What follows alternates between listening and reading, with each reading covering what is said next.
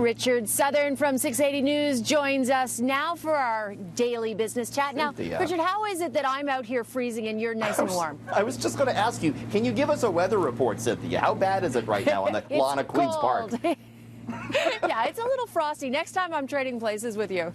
You're getting employee of the month for this one, Cynthia.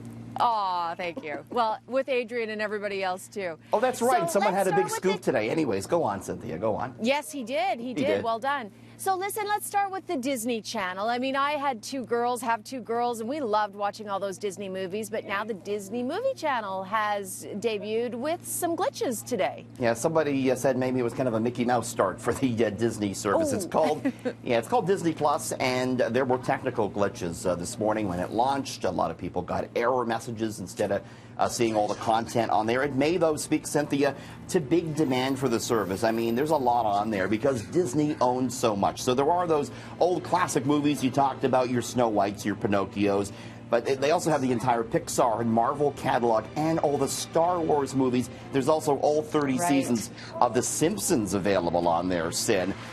Some controversy, though. There was at least one new line added to one of the Star Wars movies, and all the Simpsons episodes are cropped widescreen, meaning you miss out some of the visual jokes. So not a perfect start, but a lot of people interested in it. It costs $9 per month here in Canada, Cynthia.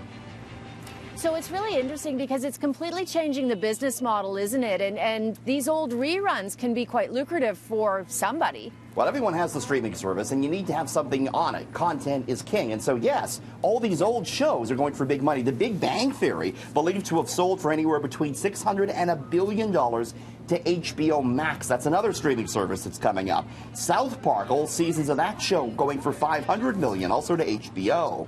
Seinfeld, $500 million that back catalog was sold to for Netflix. Wow.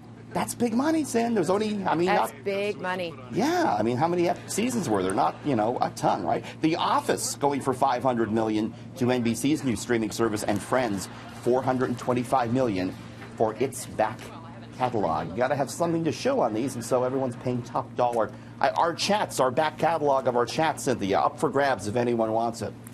There you go. But now as a consumer, you need more than one streaming channel because there are going to be so many diverse options, right? One would imagine there's going to be some consolidation. Not every one of these streaming services is going to survive going forward, Cynthia. There's just probably not enough content for all of them. But when you talk to younger people, that's what they do. They stream almost everything they watch. So that's where the game is right now.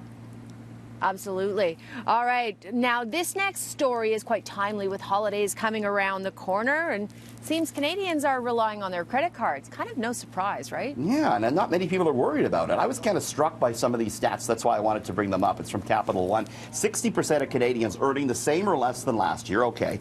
But 48% are spending more. 32% say they've increased their debt over last year.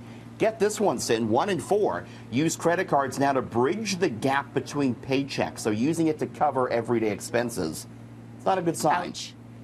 Despite all this, Cynthia, 44% say they feel they'll be out of debt in a year or two, so they're not too worried about it.